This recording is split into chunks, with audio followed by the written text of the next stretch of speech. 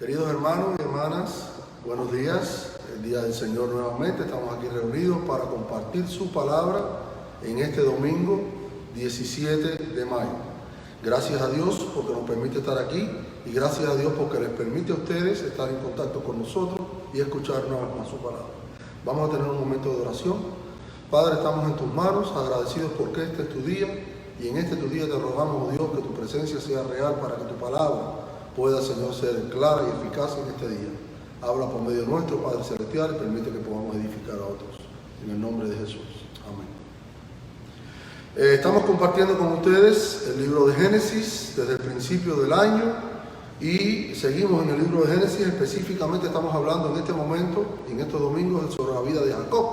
Hablamos de Abraham, hablamos de Isaac y ahora estamos hablando de Jacob, por cierto, uno de los que más la Biblia nos explica, nos habla, ¿verdad? Las cosas que pasaron con Jacob.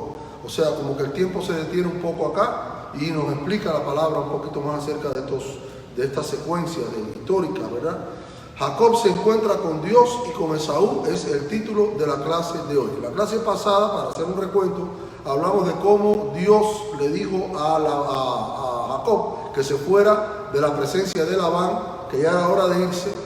Jacob reúne a sus esposas, a Lea y a Raquel, les explica la situación y les dice que ya Labán no se estaba portando con él como al principio, que ya los hijos de Labán, los hermanos de ella, estaban mirando con mal semblante y que encima de eso Dios le había dicho que se fuera.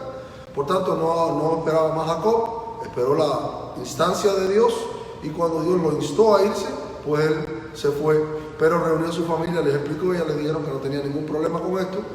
Se van, Raquel hurta los dioses del padre, las imágenes, vamos a decir los ídolos, no los dioses, los ídolos que tenía él allí.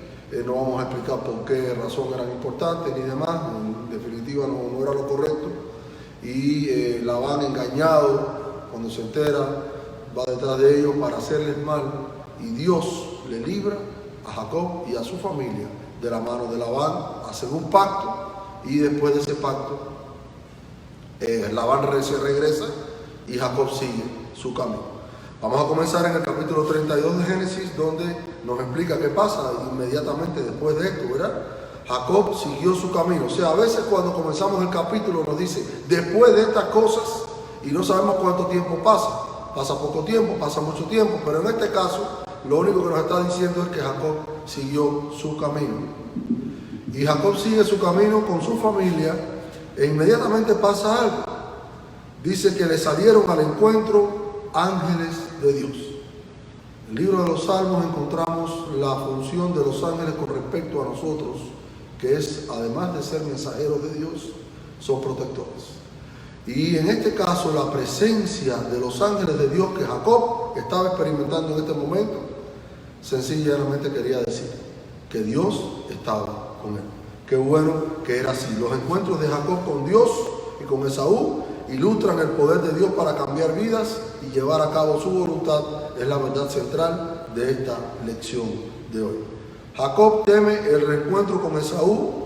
Vamos a llegar al capítulo 9 más tarde, pero vamos a ver qué pasó primero. A mí no me gusta, a veces la lección no comienza con el versículo 1, sino empieza más adelante, pero me gusta dar un recuento.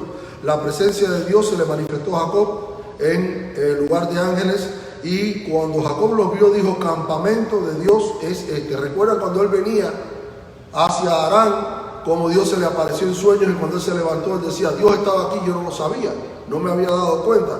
Ahora reconoce Jacob enseguida la presencia de los ángeles de Dios. ¿Cómo lo reconoce? La Biblia no lo dice, pero lo reconoce, estaban allí con él y él dice, estoy sobre dos campamentos. Y llamó a aquel lugar Mahanaim, que es lo que quiere decir dos campamentos. Se dio cuenta que no solamente estaba el gran campamento que él tenía, sino que había otro campamento que era el campamento de Dios. Y dice que él se dio cuenta, y aquí lo vamos a ver a partir del versículo 3, se acordó de a dónde iba. Había pasado 20 años aproximadamente en tierra de Labán, allá en la familia de Labán, en tierra de Harán. Pero él no se olvidaba de las circunstancias en las cuales él había partido de la tierra de Canaán.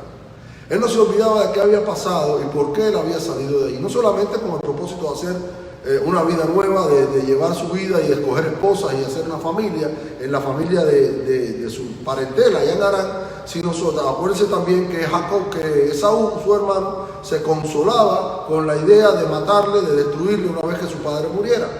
Ya habían pasado 20 años, Isaac no estaba en el cuadro y Jacob no sabía a qué se iba a enfrentar e iba a su tierra. Por tanto, él temía, y lo declaró así más adelante, a su hermano Esaú. Y comienza a tomar medidas. ¿Qué medidas toma?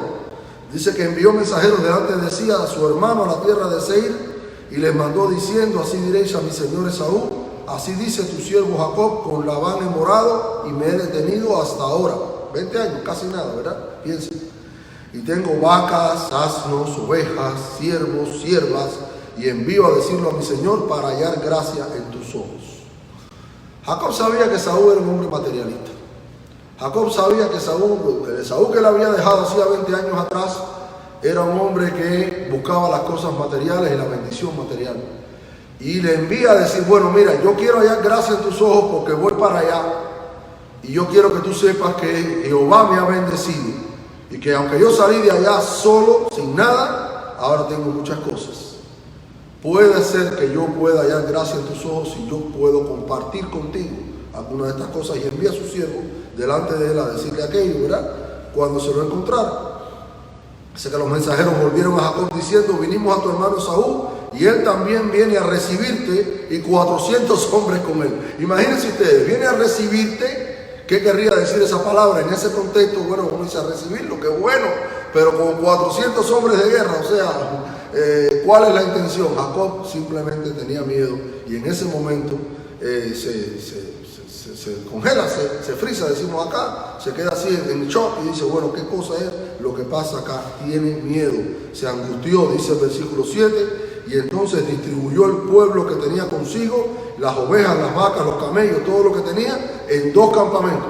Puso uno para allá y puso otro para acá. Él, por supuesto, se quedó con los más allegados, las esposas, los hijos acá, y entonces dijo: bueno, si Esaú ataca a uno, el otro puede escapar. Los puso a cierta distancia el uno del otro. Y decía, y entonces viene el versículo 9, que es donde empieza a explicar el temista la clase, que entonces dice que Jacob, después que hizo estas cosas, oró a Dios. No está mal hacer los preparativos, no está mal prepararse, no está mal ser prevenido. Lo que está mal es prevenirse uno y no contar con la ayuda, la bendición o el beneficio de Dios a pesar de nuestra preparación. Usted se va a enfrentar a un examen en la escuela, una evaluación en el trabajo, una inspección, no sé, cualquier cosa de la vida, una circunstancia de la vida, y usted se prepara y usted ora. Jacob se preparó para lo que venía, pero se dio cuenta que no era suficiente. ¿Qué puede ser suficiente contra el poder de alguien que es más poderoso que nosotros, que tiene más fuerza que nosotros? Por mucho que nos preparemos y por mucho que nos afanemos.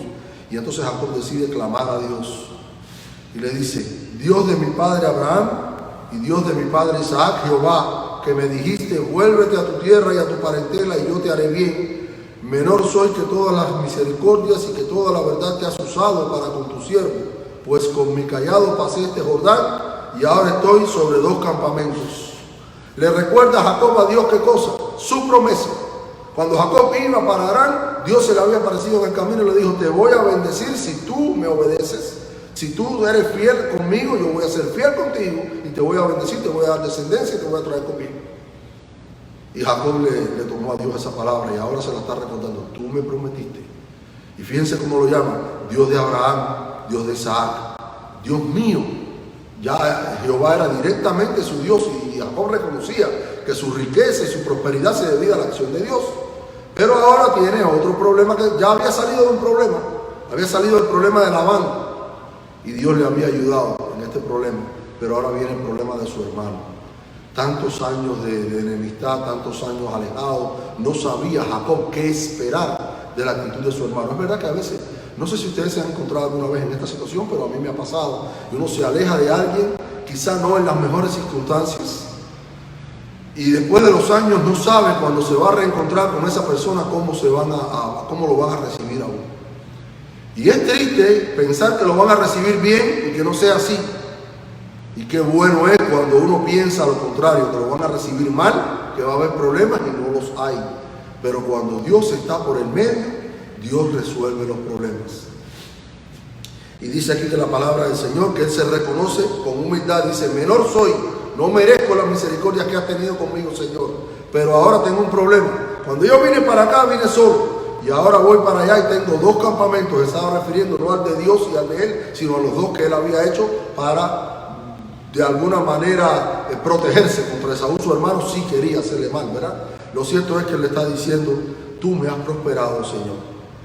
Líbrame ahora de la mano de mi hermano, de la mano de Esaú, porque le temo.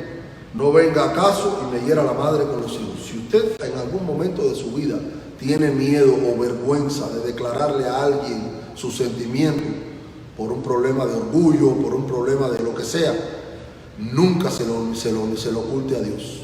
De todas maneras, Dios lo sabe. Pero cuando usted se lo confiesa a su Padre Celestial, Dios lo reconoce de una manera especial. Y dice: caramba, qué bueno. Y alguien me preguntaba una vez: si Dios sabe mi necesidad, ¿por qué se lo tengo que decir? Porque Dios quiere que tú se lo confieses. Dios quiere tu disposición. Dios quiere que tú le reconozcas que eres incapaz de enfrentar la situación y se lo pongas en sus manos. Y esto es lo que estaba haciendo Jacob, y a Dios le agradó. Le dijo: Señor, mira, le temo a mi hermano, no sea que me hiera la madre con los hijos. No solamente estaba ahora, Jacob toda su vida había luchado por él mismo. En toda su juventud las cosas que había hecho las había hecho por él. Él sabía lo que quería. Los métodos quizás no fueron siempre buenos, pero fueron bien intencionados. Y él sabía lo que él quería en su vida, pero ahora él tenía una familia de la que preocuparse. Y nuestros hermanos que me están escuchando saben que es así. Cuando usted es solo o sola, usted dice: bueno, la cosa es conmigo. Pero cuando usted se casa, usted tiene familia, usted tiene hijos, usted tiene nietos, ya usted no teme lo que pueda pasar por usted teme lo que pueda pasar por su familia también. Y aquí estaba Jacob pensando en la madre y en las madres y los hijos. Estaba pensando y recordándole a Dios que él le había prometido una descendencia. ¿Qué iba a pasar con esa descendencia si Esaú venía, atacaba el campamento y le mataba a los hijos? Pues ahora Jacob le está tomando la palabra a Dios y le está clamando a él, ¿verdad? Y está pidiéndole que lo proteja. Y tú has dicho: yo te haré bien y tu descendencia será como la arena del mar, que no se puede contar por la multitud. Y durmió allí aquella noche y tomó de lo que le vino a la mano presente para su hermano Esaú. Noten esto que a veces nos pasamos por alto. Jacob oró y Jacob durmió. En paz me acostaré y asimismo dormiré, porque solo tú, oh Jehová, me haces vivir confiado, decía el salmista. Y lo cierto es que cuando Jacob le encomendó su causa a Dios, dice el versículo 13, y durmió allí aquella noche. El temor que Jacob tenía al reencuentro con Esaú le impulsó a tomar medidas de precaución, pero también acudió a su Padre Celestial. Hay una invocación donde identifica a Dios como el Dios de sus padres, el Dios del pacto, ¿verdad? Hay una confesión de prosperidad actual que se debe a las misericordias y la fidelidad de Dios. Y Jacob entonces le declara su petición, en el versículo 11 que ya leímos: líbrame de la mano de Esaú. Esaú le había amenazado hacía muchos años atrás y él tenía angustia de que Esaú pudiera seguir con ese rencor. El rencor es algo que mata. No solamente físicamente, mata por dentro. El rencor es algo que separa. El rencor es donde el amor une, el rencor separa. Donde el amor edifica, el rencor o el odio destruye. Y no sabía Jacob. Jacob había olvidado aquello. Claro, Jacob había sido el que había vencido en aquellos argumentos. Él había salido vencedor. Por tanto, él no sabía todavía qué podía tener en su corazón su hermano Esaú contra él. Y los que ya saben la historia, la han leído, pueden decir: eso es bobería. Entonces, por eso leemos. Los que ya conocemos la historia, leemos y sabemos lo que va a pasar al final. Es como ver una película que ya usted vio y usted sabe cómo va a terminar. Pero para el que está leyendo la historia por primera vez, y es lo que yo le pido siempre a mis alumnos: lean la palabra como si fuera la primera vez, e incorpórense en la historia, métanse allí, dense cuenta que piensen como si estuvieran allí ustedes en lugar del personaje. Y cuando ustedes leen la historia y la leen por primera vez, usted en realidad no sabe qué va a esperar. Porque usted se acuerda entonces de que unos capítulos atrás Esaú había jurado vengarse un día de su hermano Jacob y estaba en las condiciones creadas. Ya no estaba Isaac para interceder entre ellos. Ya no estaba nadie. Sencillamente lo único que podía interceder era Dios. Pero esto lo sabía Jacob. Esaú, el concepto de Esaú de Dios era un concepto muy ajeno. Y Esaú había hecho muchas cosas para contrariar a Dios. Por tanto, Saúl, como decimos en buen castellano, no creía en nadie. Jacob sí. Jacob era un hombre diferente al que había salido de su tierra muchos años atrás. Y quiero que noten esto. Y ahora Jacob tenía miedo. ¿Qué es lo que pasa entonces? A partir del versículo 24, vamos a empezar en el 22. Se levantó aquella noche. Él le manda presentes. Él coge y distribuye todo su ganado en manadas. Y entonces las manda con unos siervos y le dice, ven para allá. Y Jacob, y Saúl te pregunta, ¿qué cosa es esto? Le dice, esto es un regalo de mi señor Jacob, ¿verdad? Cada manada de por sí puso distancia entre manada y manada y le mandó diciendo, es un presente de tu siervo Jacob que envía a mi señor Esaú y aquí él también viene tras nosotros. Estaba la manada de las camellas con las crías, las vacas y los novillos, las asnas y los borricos, las cabras y los machos cabríos y las ovejas y los carneros. O sea, eran 5 manadas diferentes que mandó delante. O sea, él se aseguró, era una costumbre, para hallar gracia en los ojos del hermano. O sea, esto es una medida estratégica, vamos a decir así. Era una palabra, era un concepto de sabiduría que usó Jacob. El hecho de que oremos a Dios y confiemos en Dios no quiere decir que no tengamos nosotros también cosas que nos vengan al pensamiento, porque lo que sucede, hermanos míos, es que cuando ponemos las cosas en las manos de Dios, cualquier cosa que venga a nuestro pensamiento después a hacer, podemos pensar que es algo que Dios nos dijo que hiciéramos. Por tanto, estamos bajo la guía de Dios. Y esto es lo que pensaba Jacob. Dice que se levantó aquella noche, versículo 22, y tomó sus 2 mujeres, sus 2 siervas de ellas, y sus 11 hijos, y pasó el vado de Jaboc. Recuerden que solamente tenía 11 hijos en este momento Jacob. Ok, hasta José era el menor. Los tomó pues, e hizo pasar el arroyo a ellos, y a todo lo que tenía. Los puso delante, y él se quedó solo. Y en ese momento que él se queda solo, dice que luchó con él un varón hasta que rayaba el alba. Nosotros, este es uno de los pasajes bíblicos, uno de los textos bíblicos, donde nosotros a veces nos encontramos un poco como que perdidos, porque la Biblia no nos da los detalles de todas las cosas, y nosotros tratamos de imaginar lo que pasó allí, pero no podemos comprenderlo completamente. Un día será. Lo cierto es que luchaba con él un varón. ¿De dónde vino este varón? Y vamos a entender qué concepto tan diferente, tan especial vamos a aprender hoy. Que vamos a ver cómo a partir de este momento se transforma la vida de Jacob. Ya él había sido transformado. Vamos a decir que el momento en que Dios se le aparece allí en Betel, cuando él iba para la tierra de Harán, es su experiencia de conversión. Vamos a compararlo, vamos a poner esta analogía. Pero ahora va a venir la experiencia de su madurez espiritual. No es exactamente lo mismo. Vamos a pensar que ahora Jacob está enfrentado a una situación en la cual necesita una ayuda especial de Dios. No solamente por Esaú que venía. Si ustedes se ponen a pensar y analizar, no solamente porque Esaú venía contra él. Ya él había descargado esto delante de Jehová. El problema también está en que desde que él sale de la tierra de Harán sabiendo que tenía que salir de allí. Pero en ningún momento se dice dónde iba él a morar. O sea, ¿qué iba a hacer con todas las riquezas que tenía, el ganado que tenía, las posesiones que tenía? ¿Dónde iba él a estar? Él estaba parecido a Abraham cuando Dios le dice, sal de tu tierra y de tu parentela al lugar que yo te diré, y venía por la gracia de Dios andando a ver hasta dónde podía ir. Necesitaba Jacob la guía espiritual de Dios. Necesitaba la certeza de que Dios estaba con él, y de pronto se queda solo, y dice la Biblia sin más ni más que luchó con él un varón hasta que rayaba el alba. Nos da la idea de que fue una buena parte de la noche que vino un varón, que por supuesto se le llama varón en este tiempo, en esta parte de las escrituras, a los ángeles de Dios se les llamaba como varón. Ellos adoptaban la forma de una persona, de un ser humano, y dice que luchó con él. Yo estimo, y por lo que la Biblia me dice, pienso que no es una lucha física. No se dieron puñetazos, no se dieron empujones. Sencillamente Jacob lo retenía. Sencillamente Jacob no lo dejaba ir. ¿A qué vino?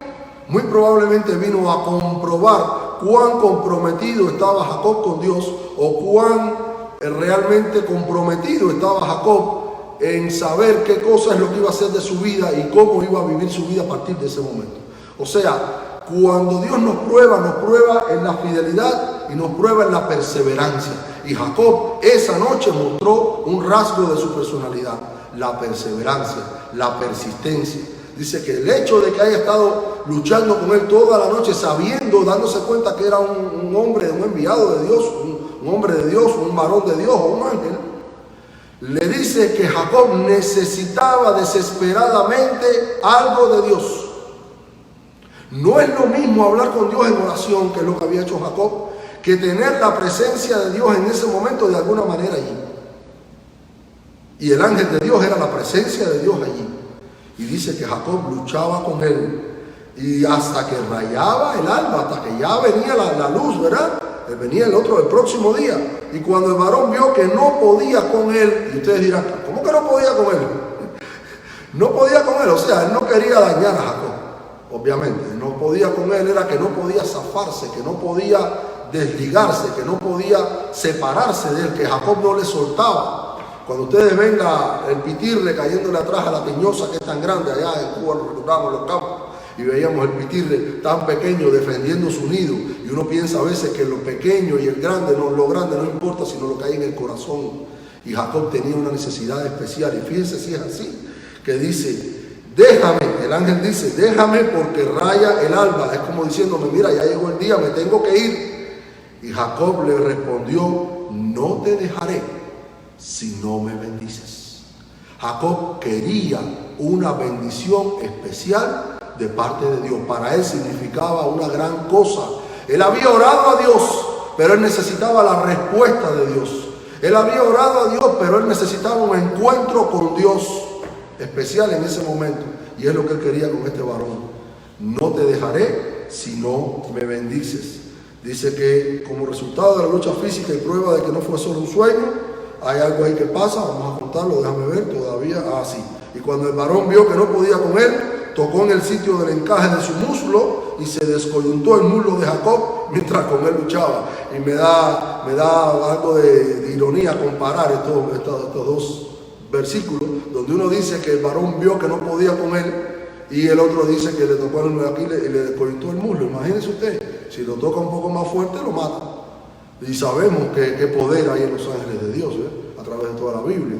Pero lo cierto es que cuando decía que no podía con él, es que no podía resistir, no podía zafarse de él. Y ustedes no creen, hermanos míos, que Dios nos está explicando acá en este pasaje, en este versículo, en esta parte de la Biblia, que a veces necesitamos adherirnos, necesitamos, vamos a decir, luchar en el mejor sentido de la palabra con Dios, hasta que recibamos la bendición que necesitamos de Dios. O sea, hay veces que usted pasa una noche entera en oración por algún problema grande que tiene. Hay veces que usted necesita de Dios de una manera especial y ojalá lo necesitáramos más. Y esto nos hace doblar las rodillas de una manera especial y clamar a Dios y clamar y clamar. Y pudiera ser que Dios nos estuviera diciendo, pero ¿hasta dónde no me vas a dejar ir? ¿Pero hasta dónde? Déjame ir. Y nosotros diciéndole quizás, no, Señor, no te voy a dejar ir porque necesito que me bendigas. Piensen que esto es lo que estaba pasando en este momento entre Jacob y este ángel. Le descoyuntó el muslo. Yo creo que la acción más bien tenía que ver con darle una señal de que él había estado allí, con darle una señal de que él tenía el poder suficiente para poder hacerle quizás un daño físico, pero que no se lo iba a hacer. Pero lo cierto es que aún así, dice que Jacob le decía, no te dejaré si no me bendices. Versículo 26, que ya lo habíamos visto anteriormente, lo habíamos puesto, delante del 25, pero el 25 es donde el ángel le toca acá y le descoyunta acá el muslo, y ahora el 26 es donde el ángel dice, déjame porque raya el alba. Y Jacob le dijo, si no me bendices, no te voy a dejar ir. Entonces el varón cede, se da cuenta de que no tenía alternativa y le dice, ¿cuál es tu nombre? Y él respondió, Jacob, el nombre que le habían puesto cuando nació. ¿Se acuerdan lo que significa el nombre? Suplantador. Pero él no quería tener ese nombre.